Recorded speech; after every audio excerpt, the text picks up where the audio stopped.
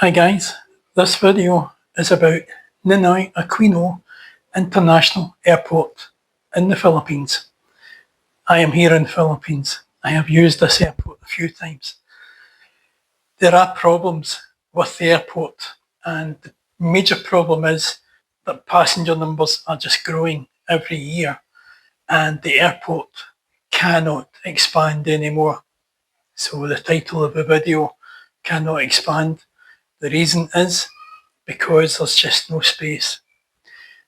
Ninoy Aquino Airport is surrounded by housing, by commercial buildings, by roads, schools, infrastructure. To move any of that is going to be very, very costly and very inconvenient for the residents who live close by the airport. Other international airports have the space and the capacity to grow, but not Ninoy Aquino Airport. So the decision has been taken by the government here that they are going to build a brand new state-of-the-art airport. It's not going to be in Manila. It's going to be just north of Manila in a place called Bulacan.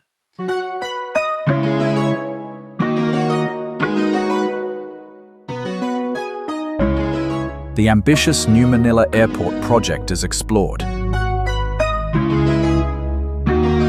showcasing its potential to transform the Philippines' transportation landscape and serve as a gateway to a thriving future. Now, this airport will give the Philippines what it deserves, a world-class airport for a world-class country. Lots of people come to the Philippines, tourists, business people. It's a world-class destination and it's going to get a world-class airport at Bulacan. But who's going to pay for it? Because it's going to cost a lot of money. So let's have a look at some of the details then about Ninoy Aquino Airport, and I'm going to give you information, what we know so far about the new airport, which is going to be called New Manila International Airport. Let's have a look.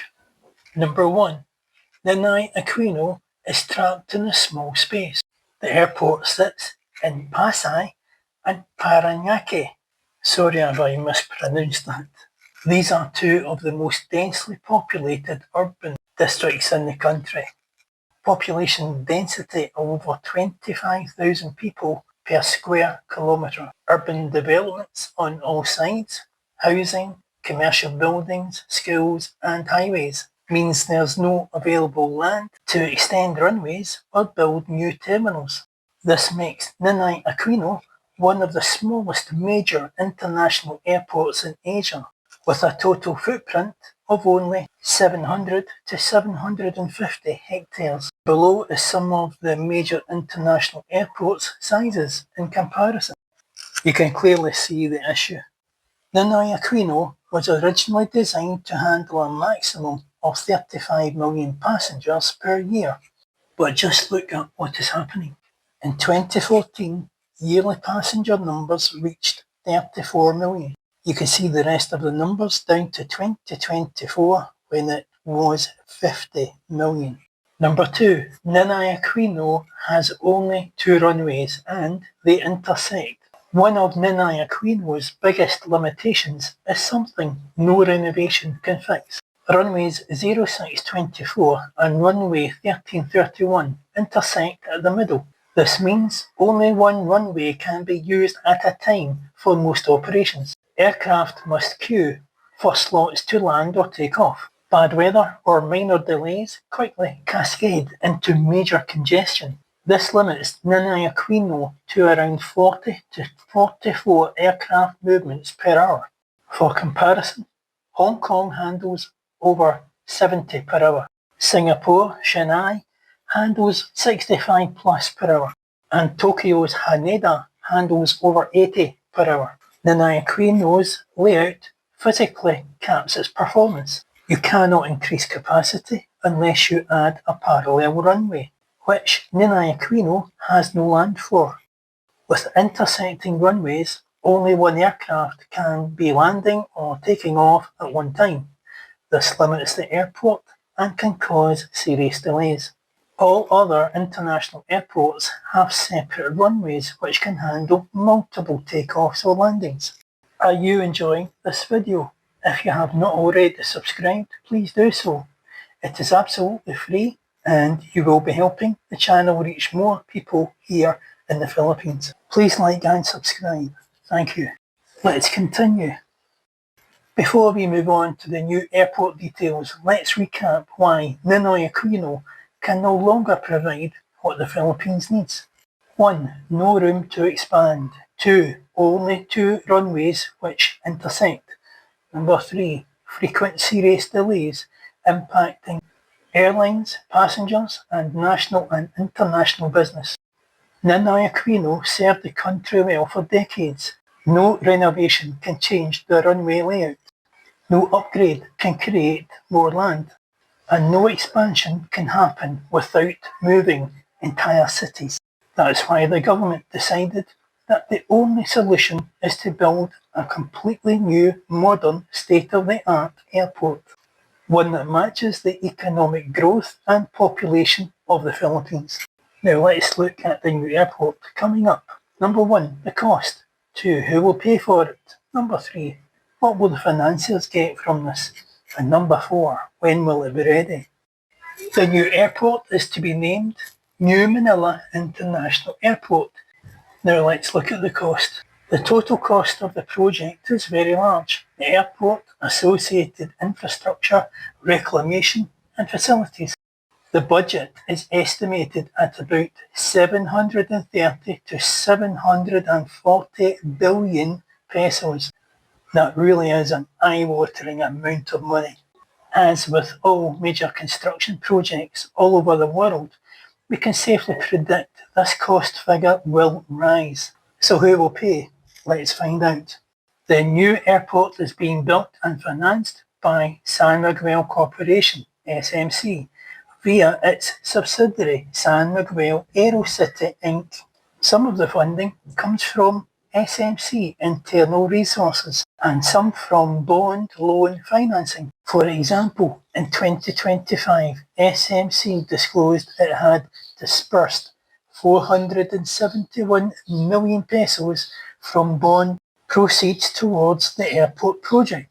In other words, the project is privately financed. It is not coming from direct government budget allocation or public funds. No subsidies or guarantees, according to SMC's own statements. So what does SMC get from this? The new airport becomes profitable after 12 to 14 years, which is normal for a mega airport. The big money comes from retail and restaurants, cargo and logistics, aircraft services and hires, parking and transport links, airport city, real estate leases.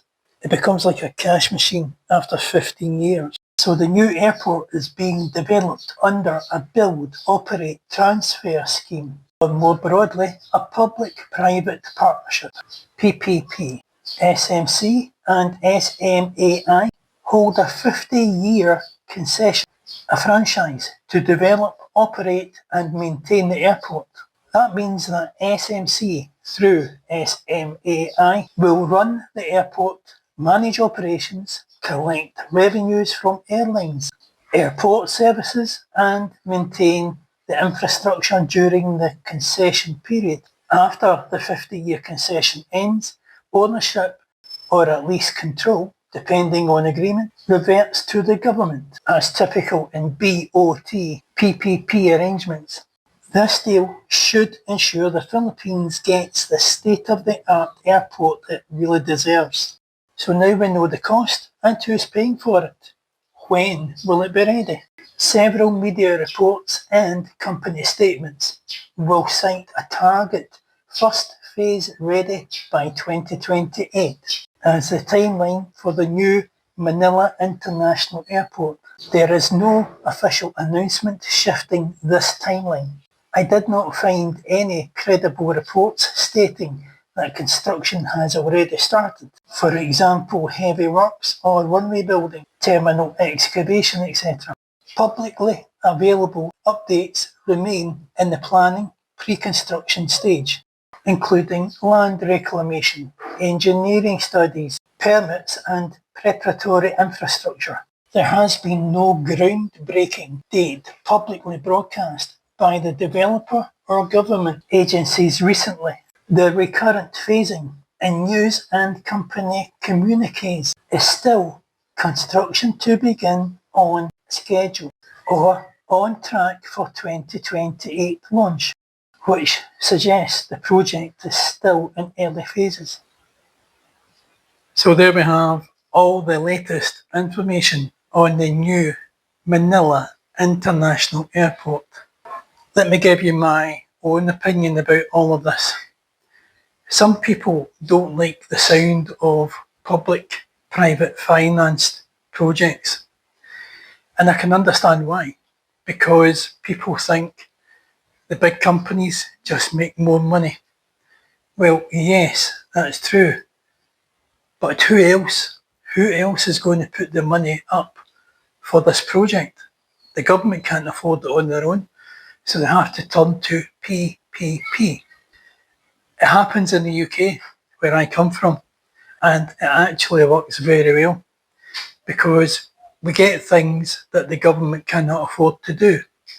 Now, if the private company is going to run the airport, then that means that they have to run it properly, because if they don't, they're not going to get their money back in return.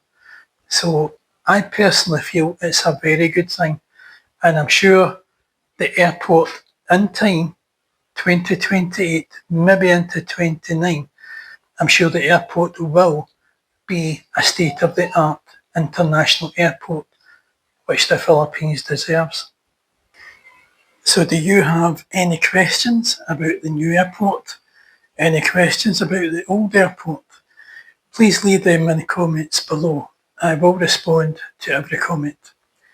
Tell me your thoughts on the new airport. Thank you for watching the video. Please like and subscribe. It's very important to the channel so we can reach more Philippine people. And I'll see you all again in the next video. Bye from James.